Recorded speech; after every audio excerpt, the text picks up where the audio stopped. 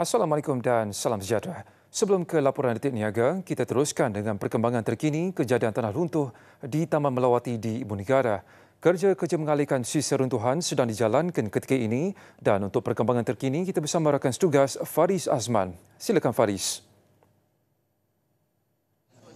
Baik, terima kasih Syafiq. Ya, ketika ini proses untuk mengalihkan sisa runtuhan masih dijalankan oleh pihak berkuasa, di mana sebentar tadi Ketua Polis Daerah Hampang Jaya dalam sidang media memaklumkan bahawa ini antara kerja-kerja atau langkah yang dijalankan oleh pihak berkuasa ketika ini untuk memastikan bahawa laluan ini akan dibuka untuk pihak berkuasa menggunakan laluan ini dan juga penduduk sekitar. Buat masa sekarang, apa dapat kami bawakan mengenai dengan kejadian tanah runtuh di Jalan E6 yang melibatkan Jalan E6 dan juga G2 yang dimaklumkan Ketua Polis Daerah Hampang Jaya sebentar tadi, di mana kerja-kerja langkah-langkah selain untuk mengalihkan sisa-sisa runtuhan, pada masa sama juga analisa juga sedang dilakukan oleh pihak berwajib untuk memastikan sama ada terdapat kita katakan pergerakan tanah itu masih lagi berlaku atau sebaliknya. Dan buat masa sekarang untuk pengetahuan dan penonton Bulletin TV3, di mana kesemua penduduk di sekitar kawasan Jalan E6 dan juga G2, terutamanya E6 yang melibatkan lebih daripada 20 buah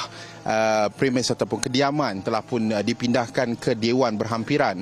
Dan buat masa ini apa dimaklumkan Ketua Polis Daerah Hampang Jaya, tidak dapat dipastikan sehingga bila untuk mereka dibenarkan pulang ke kediaman masing-masing. Buat masa sekarang, proses untuk analisis masih lagi dijalankan dan juga proses mengalihkan sisa-sisa runtuhan sedang dilakukan, terutama di kawasan Ground Zero ini di Jalan E6.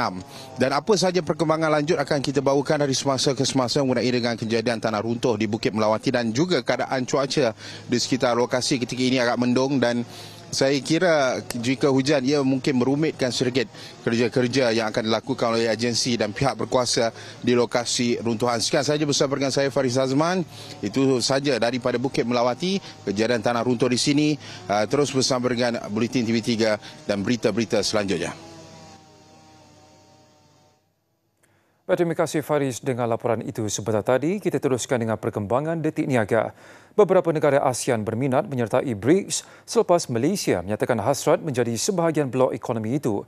Perdana Menteri Datuk Seri Anwar Ibrahim berkata, tumpuan ASEAN kekal kepada memantapkan ekonomi serantau bersama rakan dialog.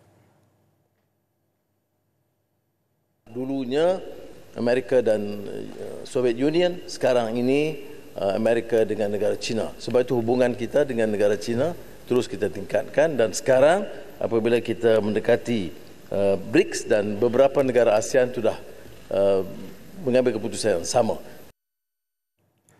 Pendekatan terbabit penting bagi memastikan kestabilan ASEAN dapat dipelihara, terutama apabila berdepan cabaran geopolitik semasa. Dalam pada itu, Malaysia turut memberi penekanan dalam memperkukuhkan perjanjian perdagangan bebas ASEAN dengan rakan-rakan dialog. Ini selain meningkatkan jalinan digital dan grid tenaga antara negara anggota. Untuk rekod, perdagangan intra-ASEAN kini mencecah $3.5 bilion Amerika.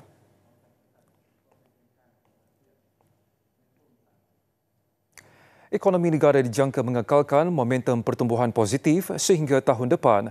Penganalisis juga yakin keluaran dalam negara kasar KDNK mampu berkembang kukuh antara 5 hingga 6%. Pengarah Eksekutif Institut Penyelidikan Ekonomi Malaysia MIER, Profesor Anthony Das, bagaimanapun berkata tumpuan perlu diberikan kepada langkah menguruskan inflasi. Ini selain mengekalkan permintaan domestik dan membuka lebih banyak ruang perdagangan. Pelaburan swasta juga diunjul berkembang, didorong projek infrastruktur utama dan pelaburan hijau. Sementara itu, perbezaan kadar faedah yang mengecil antara Malaysia dan Amerika Syarikat mampu mempengaruhi pengukuhan ringgit. Pagi tadi, ringgit dibuka tinggi ke paras 4.29 berbanding dolar Amerika.